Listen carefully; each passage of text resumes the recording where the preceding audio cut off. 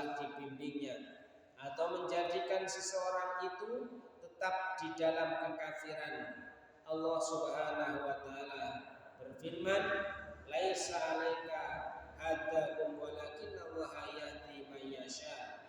Bukanlah kewajibanmu Muhammad menjadikan mereka mendapat petunjuk, tetapi Allah lah yang memberi petunjuk kepada siapa yang Dia kehendaki. Surat Al-Baqarah ayat 272.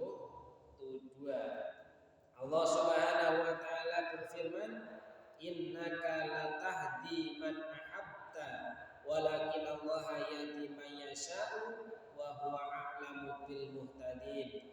Sungguh engkau Muhammad tidak dapat memberi petunjuk kepada orang yang engkau kasihi, tetapi Allah memberi petunjuk kepada orang yang Dia kehendaki, dan Dia lebih mengetahui orang-orang yang mau menerima petunjuk. Surat Al-Qasas ayat 56.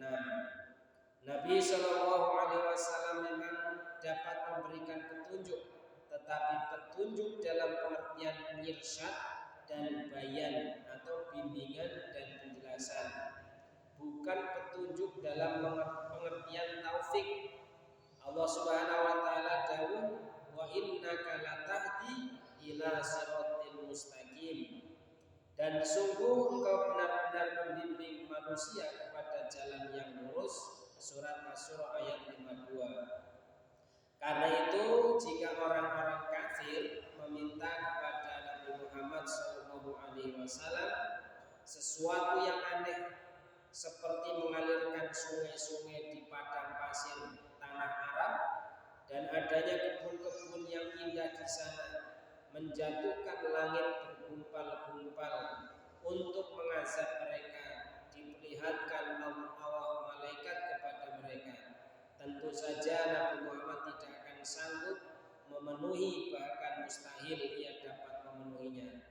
Allah memerintahkan kepada Nabi Muhammad agar menegaskan kepada orang-orang kafir bahwa ia tidak pernah mengatakan ia mengetahui yang gaib yang tidak diketahui manusia, karena ia tidak diberi kesanggupan untuk mengetahuinya. Sesuatu yang gaib ada dua macam, yaitu yang pertama gaib mutlak atau gaib hakiki yang tidak diketahui oleh suatu makhluk pun, termasuk malaikat. Hanya Allah saja yang mengetahuinya.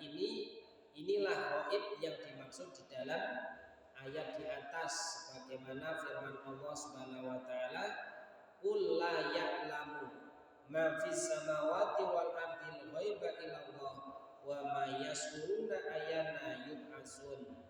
Katakanlah wahai Muhammad, tidak ada sesuatu pun di langit dan di bumi yang mengetahui perkara yang gaib kecuali Allah, dan mereka tidak mengetahui kapan mereka akan dibangkitkan. Surat Al-An'am ayat 65.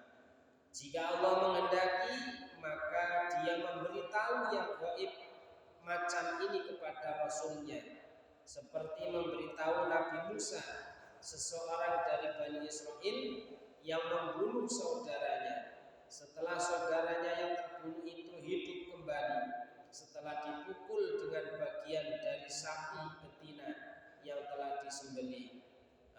Contoh lain adalah memberitahu Nabi Isa bahwa sesudahnya Allah akan mengutus seorang rasul dari keturunan Ismail dan sebagainya.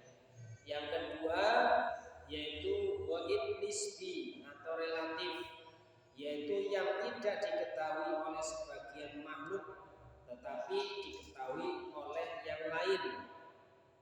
Sebab-sebab sebagian makhluk mengetahuinya dan sebagian yang lain tidak mengetahuinya. Di antaranya adalah karena satu, ilmu pengetahuan yang dimiliki.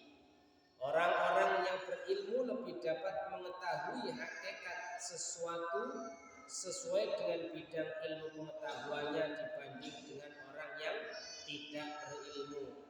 Seorang dokter ngerti penyakit di dalam tubuh manusia, dibandingkan dengan orang yang bukan dokter. Itulah kelebihan dari orang yang mempunyai ilmu.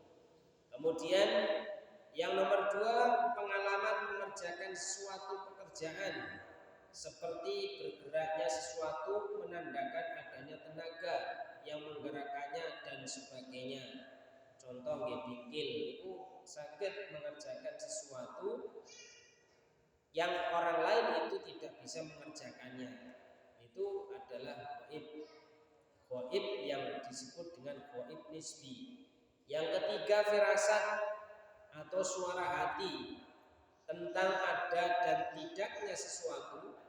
Firasat atau suara hati ini diperoleh seseorang karena kebersihan jiwanya atau karena latihan-latihan yang biasa dilakukan untuk itu. Ghaib yang tidak hakiki ini bukanlah termasuk ghaib yang disebutkan di atas, yang hanya Allah saja yang mengetahuinya.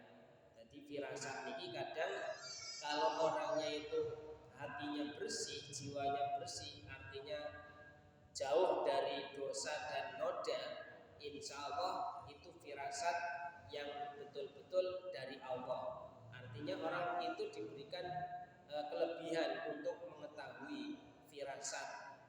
Ini nanti akan ada gempa jam sekian, itu namanya firasat. Nanti hanya orang-orang tertentu yang bisa diberikan kelebihan oleh Allah karena bersihnya jiwanya mereka atau bersihnya hati, tidak punya dosa, tidak punya noda dan lain sebagainya. Kemudian sebagai ahli tafsir menjadikan ayat wala aqulu lakum inna malak sebagai alasan untuk menguatkan pendapat mereka yang mengatakan bahwa malaikat itu lebih tinggi tingkatannya daripada manusia. Tetapi bila memperhatikan benar-benar bahwa ayat ini tidak dimaksud untuk menerangkan siapa yang lebih utama antara malaikat dengan manusia, ayat ini hanya menerangkan siapa dan bagaimana sebenarnya seorang rasul itu. Sebagaimana diketahui bahwa menurut kepercayaan orang-orang Arab jahiliyah waktu itu, malaikat adalah suatu makhluk Allah yang lebih tinggi tingkatannya dibanding dengan tingkatan manusia. Ini menurut pendapatnya orang-orang jahiliyah pada masa itu. Padahal malaikat ya jelas corong ilmunya itu lebih tinggi manusia. Ya, karena ketika malaikat diperintahkan oleh Allah untuk mengerjakan sesuatu sebagai tugasnya, maka tidak akan pernah membantah, tidak akan protes. Tapi kalau manusia mesti protes. Makanya ilmunya lebih tinggi manusia daripada malaikat. Tapi anggapan orang jahiliyah lek dadi malaikat iki kudune luwih tinggi ketimbang manusia. Malaikat mengetahui yang gaib dan yang tidak diketahui oleh manusia. Di antara mereka ada yang mengatakan bahwa malaikat adalah anak Allah. Karena itu mereka berpendapat bahwa nabi dan rasul itu bukanlah dari manusia biasa, setidaknya sama tingkatannya dengan tingkatan malaikat. Mereka meminta kepada Nabi Muhammad agar diperlihatkan kepada mereka malaikat itu dan hendaklah Allah mengutus malaikat kepada mereka. Jadi penggawane tiyang kafir Mekah niki. Jadi yo sebetulnya nggak mungkin lah, karena memang orang tersebut, orang kafir itu memang boten percaya atas kenabian, atas kerasulan Kanjeng Nabi. Jadi mosok Nabi, mosok Muhammad dadi nabi ngoten. Iki krana gengsi. Krana nggih ngerti cilikane Nabi Muhammad iki akhirnya ya ngoten niku. Jadi merasa sombong padahal memang Nabi Muhammad itu adalah utusannya Rasul. Supaya napa? Ditekoi ngoten niku kersane mungkin jelekne Nabi Muhammad ngoten. Mboten percaya. Untuk membantah dan memberi penjelasan kepada orang-orang musyrik seakan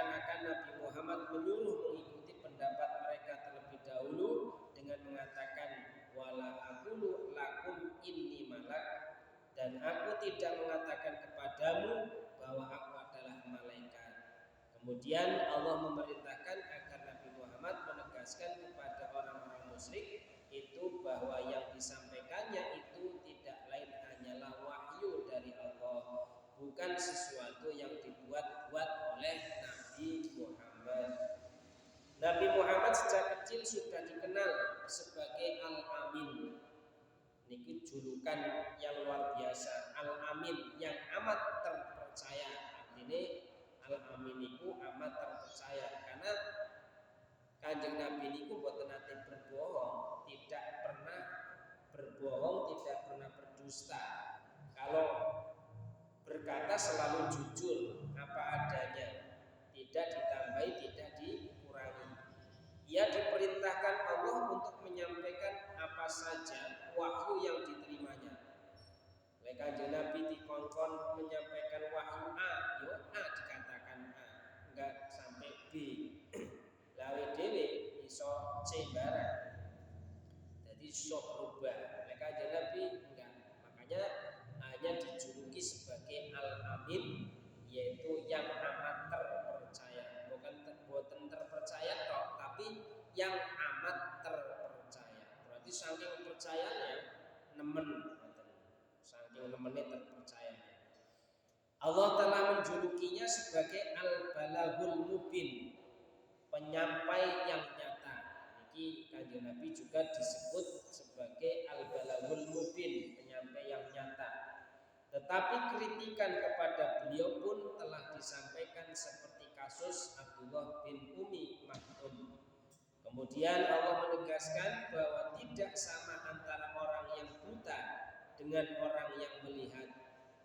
Jadi bukan artinya secara dohiriyah orang yang buta matanya, bukan, tetapi di sini adalah hatinya.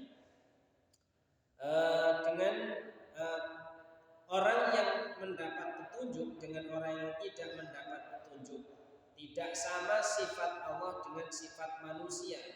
Demikian pula antara sifat dan tugas malaikat dengan sifat dan tugas Rasul. Hendaklah perhatikan perbedaan-perbedaan yang demikian agar nyata mana yang benar, mana yang salah, mana yang harus diikuti dan mana yang harus dihindari. Hanya orang-orang yang tidak tidak mau menggunakan akalnya lah yang tidak dapat melihat perbedaan